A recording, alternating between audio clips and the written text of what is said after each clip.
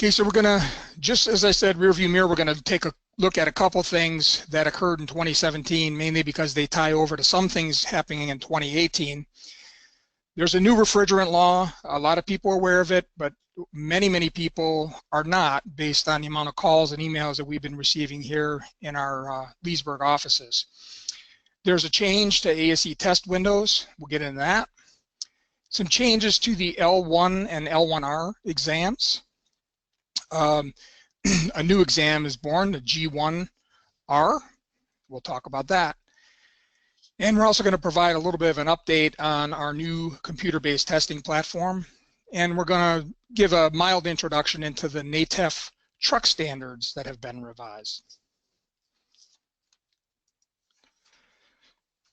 So quickly, we moved this past year. It's hard to believe that we're coming up within a couple months, it'll be a year already.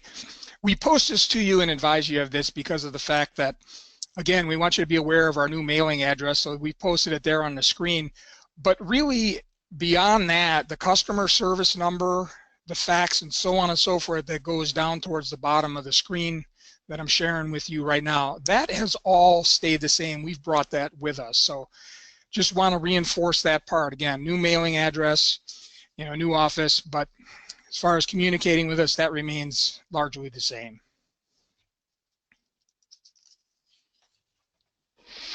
In 2017, ASE kicked off a new series of practice tests. They focus on the medium-heavy truck tests. The ASE practice tests allow you to experience real ASE-style questions outside of the testing environment. Each test provides explanations so that you can learn from your answer choices, and it also comes with a performance report. More information about the practice test is available at the ASE website under the Test Prep and Training tab. They're also available for the Automobile Series, A1 through A8, Service Consultant, the Parts Specialists, Advanced Engine Performance. We have an L1 question that practice test that includes composite vehicle section as well, and then the G1 test.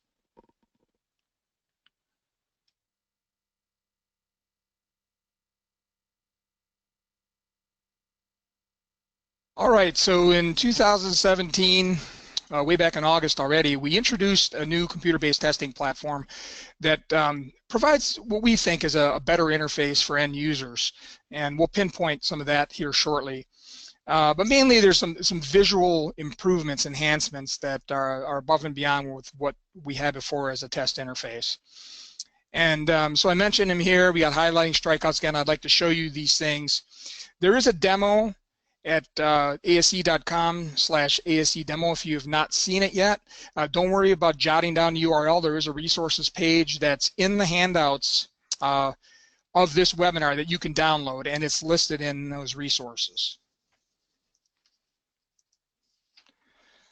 So one of the key things I want to call your attention to is you've got this navigation bar where the red oval is there that shows your questions. There's only 5 shown in this little demo screen you see here, but whatever questions would be, if there were 50, it would show 50 questions. You get the idea. But the main thing is if you answer a question, the little rectangle there changes colors to gray to show that the question has been answered. And if you had actually flagged the question, in other words, you marked it because you want to review it later, it would also show a flag in here. So you can real quickly, over on the left side of the screen, you get to see the status of all of your questions, whereas before you had to jump to the summary screen to be able to do that. So you're doing a lot more toggling. One of the great things about this interface is that you get a quick visual look, like looking at a set of instruments, about your test status. So it does a much better job of that. Okay, secondly, we've added highlighting for the the body, the stem of the question, where you can emphasize certain things if that helps you interpret the question a little bit better. And you can also strike out question distractors or just plain answers to help pinpoint and the process of deducting for reasoning as you're going through the exam. So we think those are also great improvements. And then when you select an answer, again, visually, it's very, very bold and clear. So like when you select here on this one, a burned exhaust valve, you clearly see that you chose that box as an answer. So there's no doubt about which one you have, whether it's on initial view of this question or whether you toggle back to it later in your testing experience.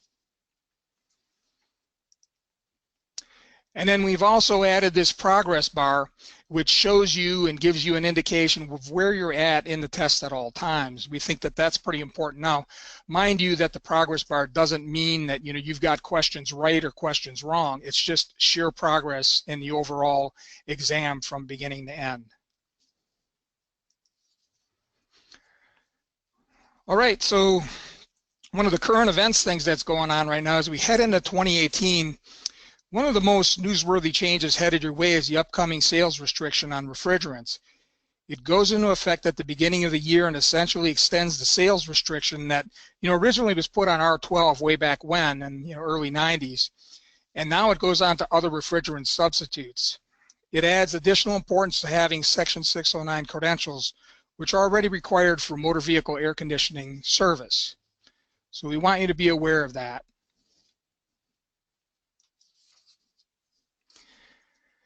As far as this restriction goes, there's also going to be increased record keeping requirements for distributors, whether they're wholesalers, retailers, or what have you. Obviously, if you're going to go in and buy refrigerant, you're going to need to show a card or a certificate showing proof of Section 609 certification. And this fact sheet that we are showing on screen, that is also available in the handouts, and it gets into some of the details of what's required from the distributor and wholesalers, those sorts of things.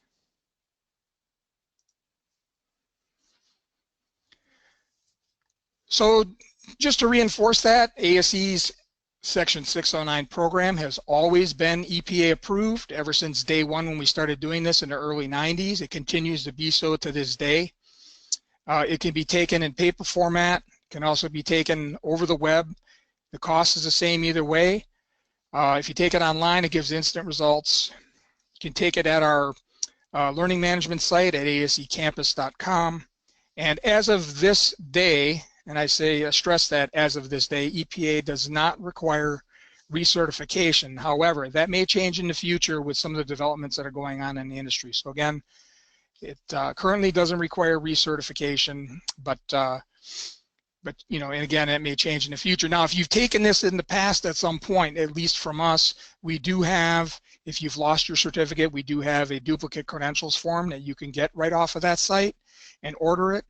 One of the things that I just, suggest to people is if you took it way back when in the early 90s and you're gonna, order a duplicate credential, that's already a $10 cost. For an additional $9, you can upgrade to the latest one that covers the new refrigerants, a 12, 34, R744, R152A, and all the other safety and handling requirements that EPA makes us put into this program. And then I also just want to emphasize, because I had this question today come into the office about somebody being a master tech and believing that they were certified as Section 609, and that is not the case. Whether you're a master tech in any category or pass any ASE certification, this requirement under federal law is a separate deal. You need to get this separate credential. So nothing equals this particular Section 609 credential. So I want to reinforce that point.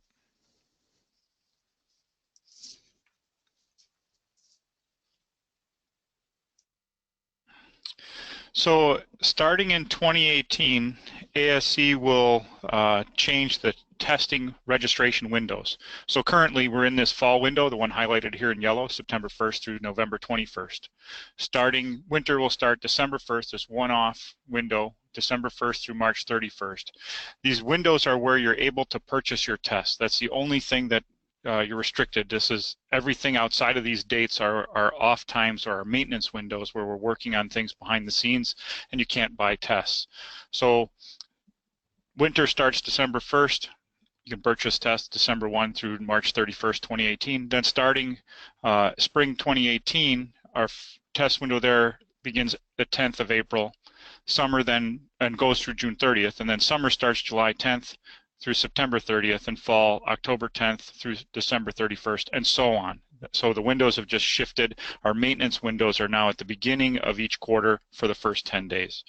So something that's very important to remember is that testing is available year-round, but you can you can't buy a test during the maintenance periods. So we just want to define those for you. This is published on the website. It's pretty straightforward. And when you go to ase.com to purchase your test, you'll bump into a closed window if you try to purchase during those closed times.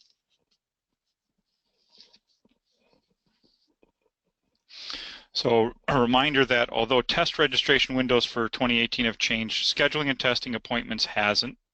So for those of you that schedule appointments for your employees, there is an account manager's role. And this enables managers to register technicians and schedule appointments for them. So to see how that's done, you can access demo videos at the ASE website under the About ASE section. We'll give that web address here at the end of the webinar in our resource section. It's also available in the webinar resources download or handout in PDF format.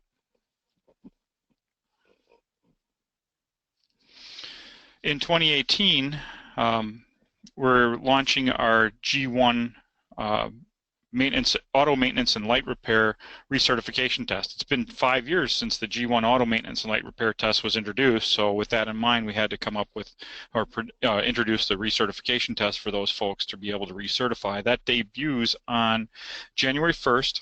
It's 28 questions compared with the 55 scored questions on the regular G1 test. The testing time for G1 is 45 minutes.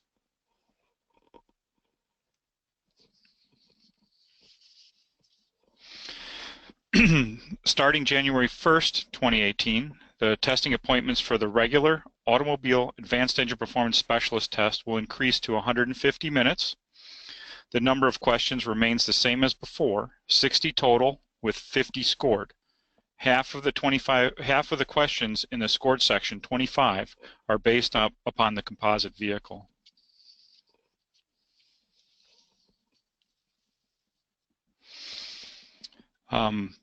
The L1 recertification test time will also increase on January 1st, and it will have a time allotment of 135 minutes. The number of questions remain the same as before. Again, half of the scored questions reference the composite vehicle, 25 of them. Information about the L1 can be found at the ASE website under Test Prep and Training.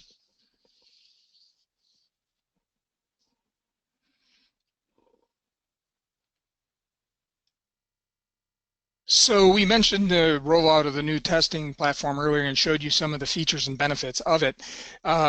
You know, that again, August 1st was really the beginning of the rollout, and as we roll into 2018, then we'll expand that even further. So right now we're, I think, a little bit over halfway as far as getting it deployed to all the various test centers, and that should be completed by January 1st. So we'll be looking at the same thing everywhere we go. We think it's a good upgrade.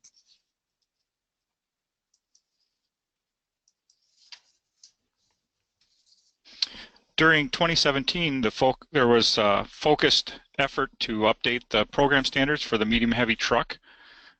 Input from educators, manufacturers, employers, and service professionals was used to craft a new system of accreditation levels and new task lists and tool lists for each level.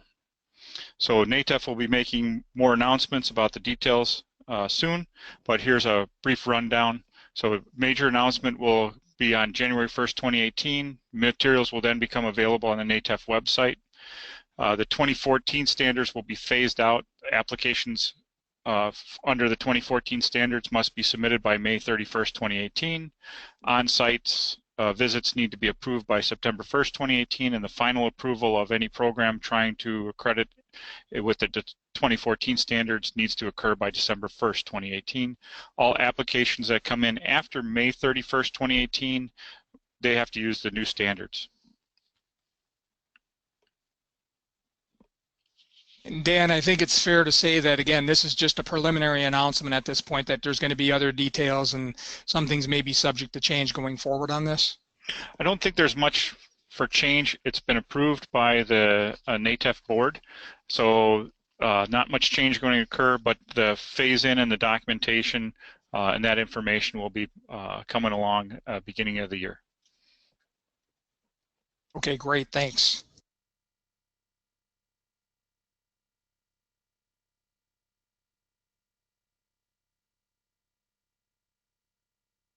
As far as scripted content, that's really what we had tonight. Again, wanted to roll through some things, didn't want to take up everybody's whole evening.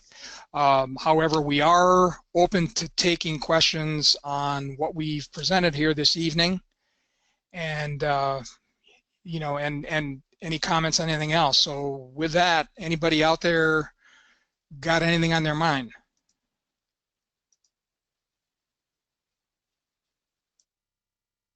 Dave, I'd just like to add, I got a little prompting from John here that there have been changes in the hours for the medium-heavy truck programs among the 3 levels. So I hate to lump them in with the automobile group, but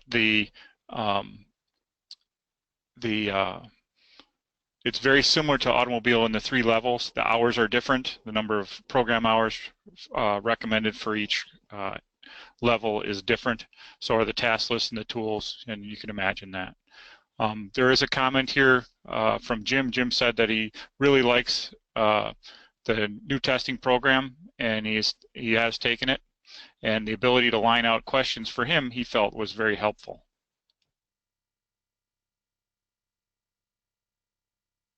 Well, one of the other things I think, Dan, is I don't think it can be understated as much as one of the great things that it appears is the status of your questions on the left side of the screen, where you can always visually just take a look over that, like watching your RPMs on your instrument panel as far as where you're at. Thanks, Dave. Kirk asks about the 10 extra questions that aren't scored on the initial L1 test and what those are for. And then are those questions that are under testing? And then the answer to that is yes. It's the same. Every test that ASE produces for those candidates that have never passed the test or never taken the test or never passed the test, so full-length exams, they have 10 extra items on them. Those are pre-test items that we need to determine the difficulty of those exams and the discrimination or differentiation factor, discrimination in a good way, how well the question differentiates between knowledgeable candidates and less than knowledgeable candidates. So that's why those 10 extra questions are on there, and it's very critical that that particular candidate population view those so that we can move the test forward. Again, I've probably heard it from me a bunch of times, but the brakes exam, for instance, we don't talk about brake caliper rebuilding, wheel cylinder rebuilding, master cylinder rebuilding. That content is gone. It's unit replacement.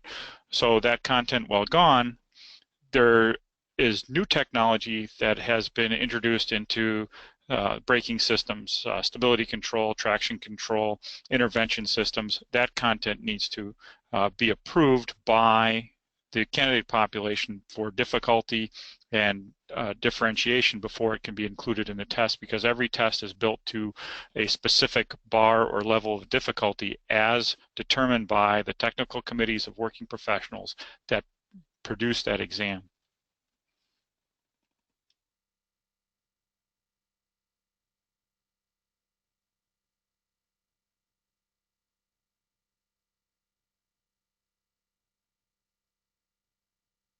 Dave, So, I'm going to jump Daryl in. has a question here. Yeah, go ahead. So Daryl claims that he's got 609 certification since 2000. So does he need to recertify? Legally, the answer to that is no. There is no current recertification requirement according to the federal EPA at this point. Again, that could change. I need to qualify that statement. There's been a lot of noise about that potentially happening with some of the changes that are going on right now with air conditioning systems. There is, just share this with you, you may or may not be aware, there is some movement by some of the German manufacturers to use carbon dioxide as an air conditioning refrigerant.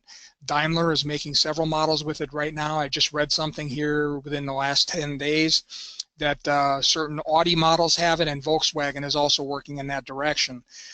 So it's the real deal. It's not, fake at this point. There are real production cars being made with that.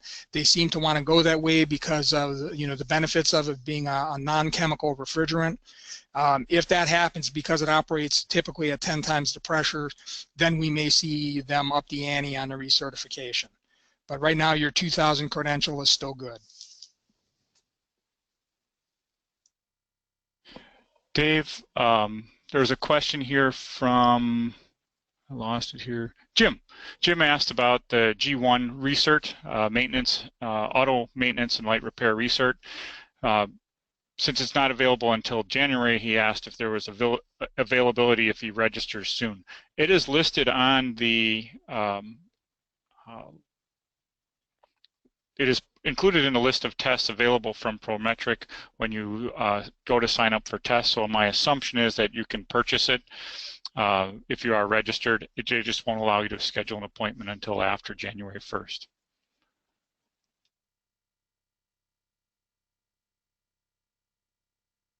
And then Michael asks about fees for the practice test. The practice test information is available at the ASE website under test prep and training, and there are fees. There is no A9. You're asking for A9. We don't have that yet. There is G1 and A1 through A8, as well as the part specialist. They're $14.95 a piece, and then there's discounts for volume 3 or more. The price starts dropping. As for you, Rocky, related to the accrediting on the medium-heavy truck with the new standards, I would contact the folks at NATEF so they can explain to you kind of what's coming down the pipeline. Congratulations on chasing the reaccrediting. It's awesome that you've been there before, and hopefully this system will be more flexible and work for you very well. Does that make sense? And then, Dave, do you have anything else? Yeah, Dan, one additional comment on the practice test series overall. Tonight we mentioned the introduction of the medium heavy truck series with T2, T4, T6, and T8. And again, just want to reinforce the fact that that's the beginning of the series, but we intend to also add the rest of that series. Looks like sometime in 2018 right now is the plan.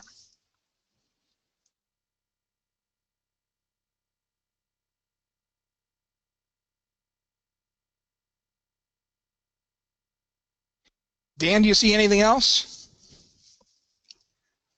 Yep, give me a second. I was typing feverishly. So there was a question from Brian. He's just getting started and wants to know how to get started with test taking.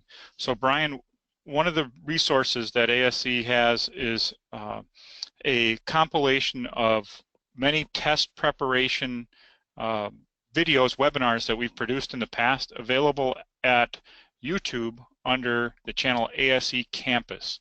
If you head there, there's a lot of information.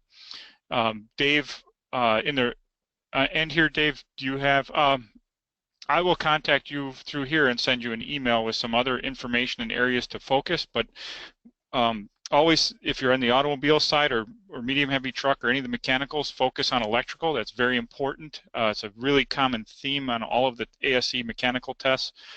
I've read Kevin here was building one of the forms for the A7 AC test, heating, ventilation, and air conditioning test for automobile.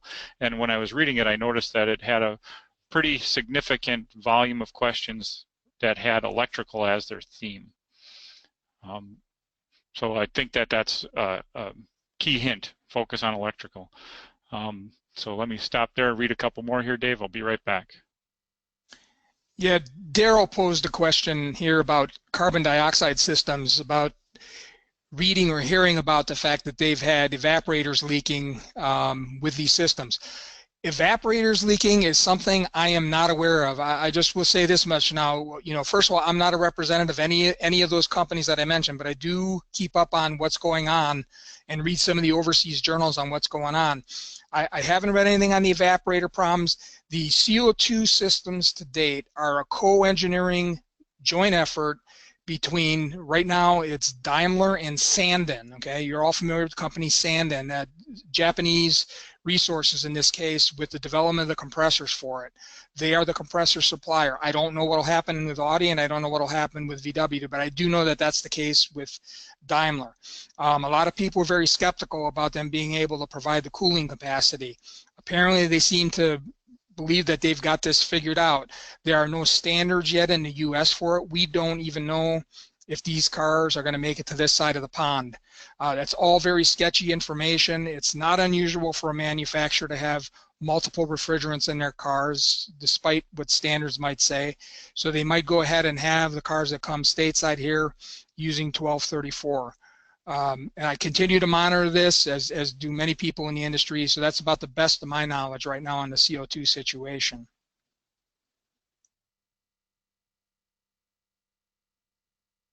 Dave, can I jump in? Please do. Okay, Michael, you ask, how are you able to evaluate your test once you've taken it to see where you are in terms of knowledge? Well, the tool that, because it's a bar exam and you can't see the questions and see how you perform, because we need to keep this test fair. If a question made it out in the public domain, then it would compromise the integrity of the exam, and you want to be treated fairly and measured by the same bar as everyone else. We can't do that. However, ASE provides a performance report, a score report, when you take your test, and it shows you where you performed in the content areas that are for each of the tests that you've taken. If you look in those content areas and really honestly evaluate yourself based on the tasks that are in there, you may remember the question that you thought might have had 2 answers for it, or one that you spent a lot of time on. Those are the areas that you want to spend some time researching once you complete your test. That's really the best way. So if I were taking a test and I saw a question that I spent 2, 3, 4 minutes looking at because I really couldn't answer it, I didn't understand, I hadn't seen that before, maybe I didn't understand the relationship of the two things, L1 kind of maybe be a little bit higher level question. Remember that. That's the content that you need to focus on when you walk away from the test center. That's really important. 2 correct answers. We don't have 2 correct answers on the test. There's only 1 absolute correct answer. So if there's 2, that tends to indicate that you may not be as knowledgeable about that. So those are things to remember. I wish we could give you all the answers to the questions and show you the questions, but it really would not be fair to you. And then therefore the integrity of the exam would disappear. And I'm going to jump in here. Jim asked a question about leaking evaporators, and he states part of the recharge requirement is to certify you have leak checked the evaporator in your recharge machine. So I assume it's imperative that we all have current leak detectors. Current leak detectors is a good thing, but new machines that are going to be working on, especially when we're talking about 1234 moving forward, automatically do a leak check. There either has to be an integral one or an external one with a USB connector. So that's an automatic thing. If it doesn't find that the system is okay for leaks, it will not charge it.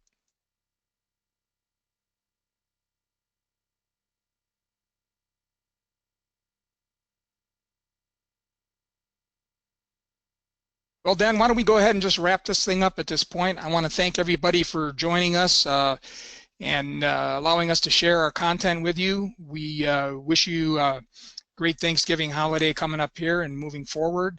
Thanks for your questions tonight. It was nice to have that interaction. We seek that going forward and would like more of it, and we hope that we'll be able to see you at a ASE webinar coming soon. Thanks again, everyone. Have a good night.